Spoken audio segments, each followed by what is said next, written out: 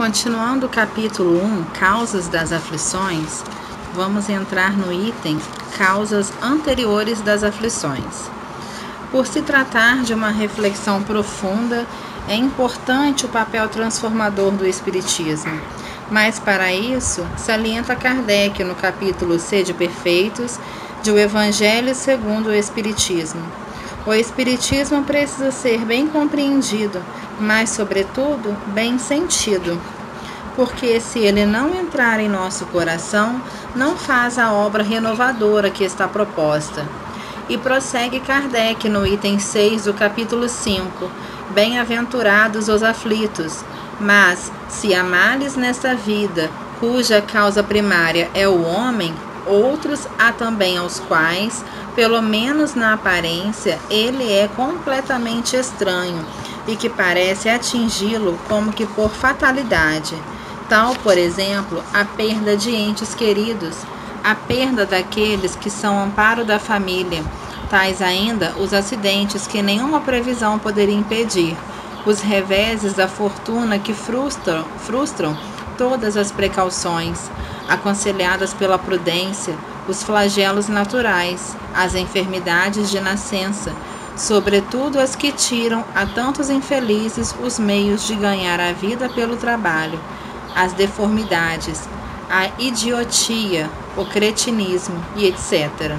Todavia, por virtude do axioma, segundo o qual todo efeito tem uma causa, tais misérias são efeitos que hão de ter uma causa, e desde que os efeitos precedentes sempre a causa, se esta não encontra na vida atual, há de ser anterior a essa vida, isto é, há de estar numa existência precedente. Há males para os quais a pessoa em nada contribuiu. Ela é subitamente atingida pela adversidade, doenças, abandono de um ser amado, revés financeiro e etc. Sua vida parece se transformar, perder sentido e repentinamente ela passa a enfrentar sofrimento indescritível.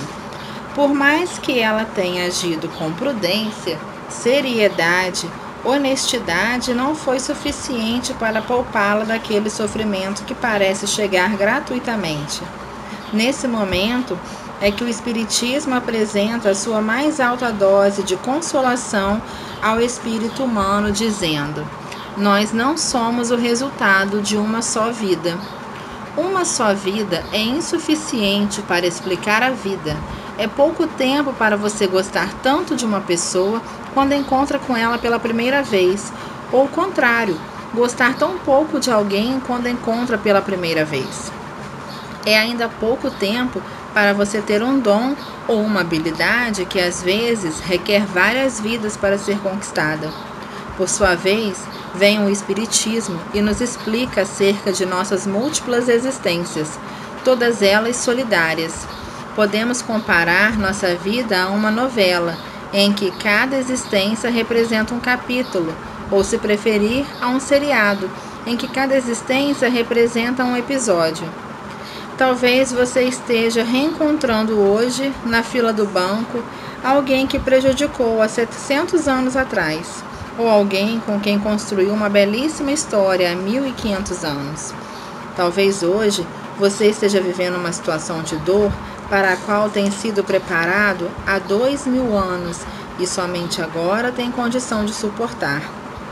As existências são solidárias, elas se unem e nós não podemos cometer o equívoco de avaliar uma criatura pelo corpo. Você olha uma criança de 2 anos de idade e pensa, mas ela tem apenas 2 anos. Isso porque você está olhando apenas para o corpo.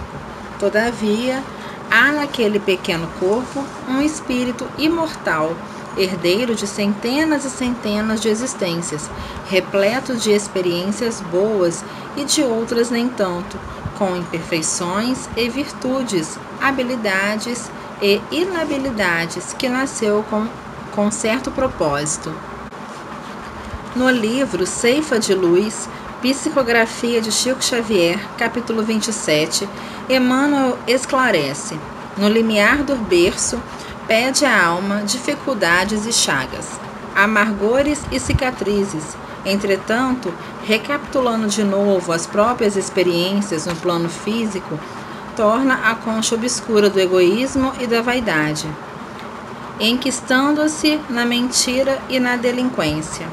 Aprendiz recusando a lição, ou doente abominando o remédio. Em quase todas as circunstâncias, o ser humano persegue a fuga que lhe adiará indefinidamente as realizações planejadas. Nenhum de nós nasce sem planejamento, e esse planejamento é simples: estar melhor quando for embora do que quando aqui chegou.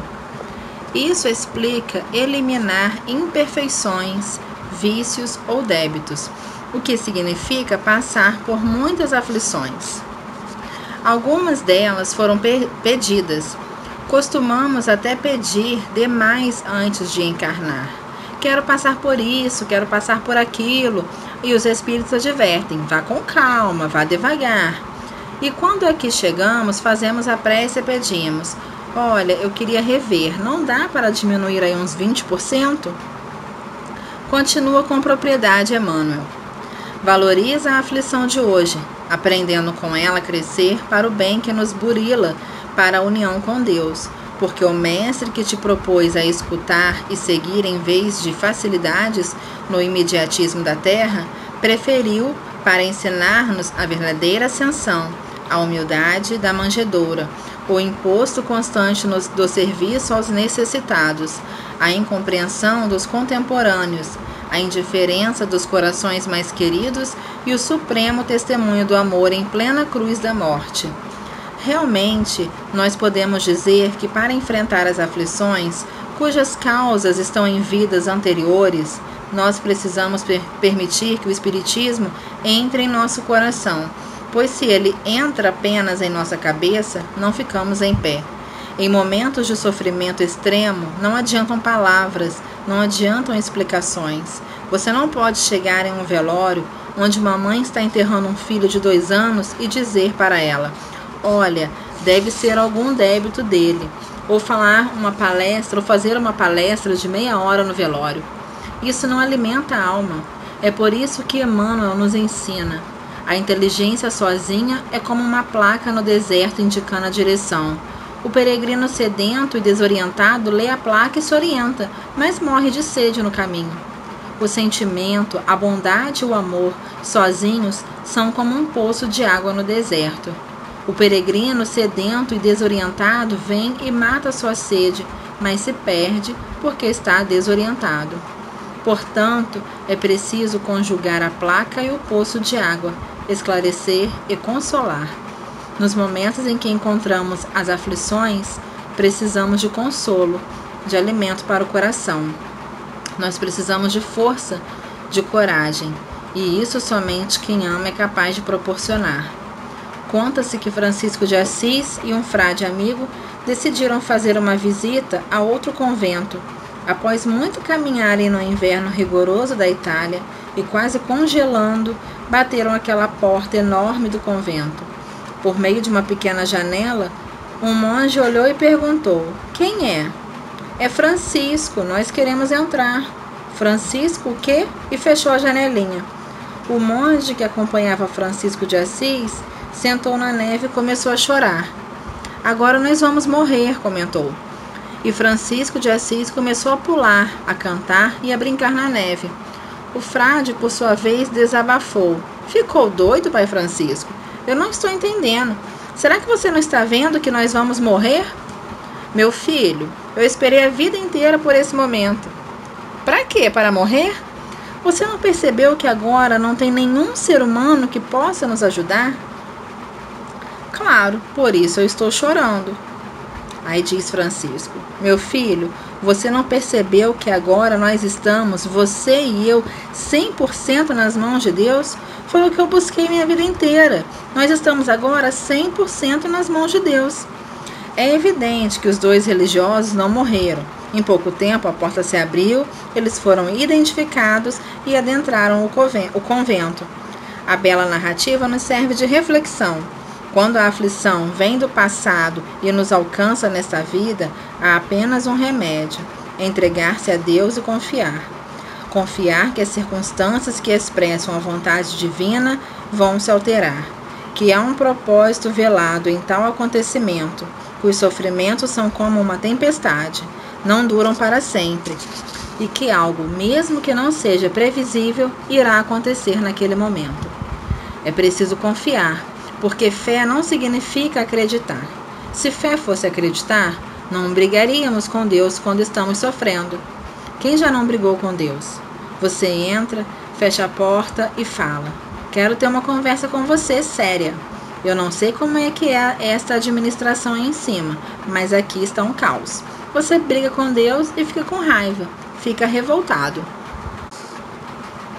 Fé é confiar. É esse o grande ensinamento que propõe a doutrina espírita. Uma fé que não é cega, que não se trata de um confiar próprio de uma criança. É uma fé raciocinada. Você confia porque tem uma base. Você não sabe o porquê, qual é a razão exata daquele sofrimento, mas sabe que há uma razão, que há uma lei divina, que existem múltiplas existências e que elas são todas solidárias. Confiar significa você desligar o carro da sua vida, abrir a porta e entregar a chave para Deus e dizer: agora é você que dirige, está em suas mãos, eu confio. Essa é a fé que move montanhas, a verdadeira experiência de religiosidade. Isso é religião de verdade, o resto é treino. No mais, todas as demais práticas são apenas oportunidades concedidas pelo Criador para adquirirmos provisão, preparo espiritual e, portanto, enfrentar os momentos de dificuldade quando teremos de verdadeiramente confiar e entregar. O remédio para as aflições. É por circunstâncias que nem sempre nós somos capazes de entender ou explicar. A vida se renova.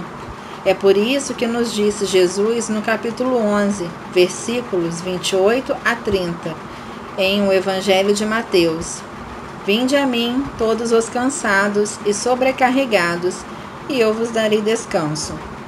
Tomai sobre vós o meu jugo, e aprendei de mim, porque sou brando e humilde de coração, e encontrareis descanso para vossas almas, pois o meu jugo é suave e o meu fardo é leve. O que significa jugo? O jugo consiste em uma peça de madeira utilizada para um dos bois ou jumentos, de modo que andem em mesma marcha, enquanto aram a terra. E o jugo de Jesus, o que quer dizer? Não deixar que você desvie do caminho, é você andar somente na direção em que está sendo conduzido. O jugo do Cristo é o conteúdo moral de sua lição. Significa o remédio para as causas atuais das aflições. Você quer diminuir 70% do sofrimento de sua vida? Evangelize seu coração. Isso é aceitar o jugo de Jesus, é a orientação dele. Desse modo fica mais fácil. Nós temos um caso célebre para exemplificar. Chico Xavier sempre gostou muito de animais e ele tinha um cachorro, que era sua alegria. Todos os dias, ao retornar tarde da noite para casa, o seu prazer era alimentar o cachorro e passar alguns momentos com ele. O bichinho se tornou quase um membro da família, porém o animal adoeceu e alguém quis ajudar. Oh, coitado do Chico, vou resolver isso, vou matar esse cachorro. Imagine a situação. Você tem um animal de estimação e ele fica doente e alguém diz: nossa, estou com tanta pena do fulano, eu gosto tanto dele que vou acabar com esse sofrimento, e mata o seu animal. Desse modo, Chico, certa noite, ao adentrar a casa, encontrou seu cachorro morto. Posteriormente, ele descobriu o autor e ficou magoado. E o tempo passou, a mágoa continuava ali em seu coração, até que um dia Manuel o chamou. Olha, Chico, precisamos conversar sobre uma questão séria. Você está com uma mágoa no coração que está gerando uma nuvem escura ao redor de seu peito, no chakra cardíaco e está atrapalhando as atividades mediúnicas. Meu Deus, Emmanuel, o que eu faço? Perguntou Chico. Você sabe quem matou o seu animal, não sabe? Sei, respondeu Chico. Você vai descobrir o que essa pessoa mais gostaria de ganhar e vai comprar para ela, orientou Emmanuel. E o Chico asseverou: o senhor não deve estar falando sério. A pessoa me ofendeu, matou meu cachorro e o senhor ainda quer que eu dê um presente para ela? Emmanuel respondeu: Chico, a receita não é minha, é do Cristo. É o jugo de Jesus. E assim, Chico descobriu o desejo da pessoa. Era uma máquina de costura caríssima. E ele a comprou, parcelou e deu de presente. A pessoa, ao receber o presente, ficou tão feliz que emanou uma luz que saiu de seu peito em direção ao Chico, eliminando todas as sombras que estavam no peito de Chico. Nessa hora, Emmanuel apareceu e disse: Viu, Chico, a receita é do Cristo. Perdoe, é o jugo, porque você pode desenvolver um câncer por causa da mágoa. Porém, a pessoa que o prejudicou vai continuar vivendo, porque o acerto dela é com a lei divina. Mas e você? É o jugo. Por isso, o jugo do Cristo é suave. Por que é suave? Porque o duro é odiar. Perdoar é muito difícil, mas odiar é mais difícil ainda. O ódio algema. Alguns dizem: você quer vir com uma pessoa nas próximas 20 encarnações? Você quer que uma pessoa permaneça ao seu lado, passe 24 horas por dia junto com você? Então odeie. Mas se você amar, irá se libertar. O perdão é mais suave. Do mesmo modo que a humildade é mais suave do que o orgulho. O ódio é doce quando você põe na boca e amargo para o resto da vida. O perdão é amargo quando você põe na boca, mas depois fica doce feito mel. E o fardo do Cristo é leve. Por quê? O fardo que Jesus coloca sobre nós é o fardo dos nossos deveres. E quem cumpre o dever se liberta. Quem aceita as aflições ilumina os caminhos futuros. Por isso que é leve. Vale mais cumprir os deveres, aceitar com humildade, com brandura e humildade, as aflições que nos chegam, do que se rebelar e multiplicar as aflições. Essas são as lições do Espiritismo que esclarecem e consolam o nosso coração. Contudo, uma coisa é certa: em qualquer das aflições que passarmos na vida, se tivermos humildade e brandura suficientes, sentiremos a presença dos seres espirituais que, por nos amarem profundamente, estão sempre ao nosso lado nos momentos mais difíceis da vida. Nenhum de nós enfrenta suas aflições sem um amparo. Eu gostaria de encerrar este capítulo narrando uma pequena experiência de vida. Após grande sofrimento experimentado, eu ia no carro discutindo com Deus, mas era uma discussão pacífica, não propriamente uma briga. E eu tentava entender o porquê. Em determinado momento eu pensei: eu estou desamparado. E eu seguia dirigindo, fazendo um caminho que até o carro já sabe de cor. Não é que eu errei? Em vez de virar à esquerda, eu prossegui. Quando me dei conta, estava em um beco e era noite. Achei estranho que a rua foi estreitando e quando notei, não passava o carro.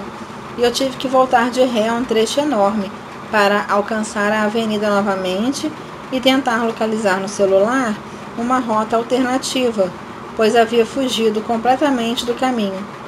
Mas naquele momento, enquanto andava de ré, eu percebi nitidamente como se alguém me dissesse: só para você experimentar um pouquinho de desamparo, pois você achou que estava desamparado.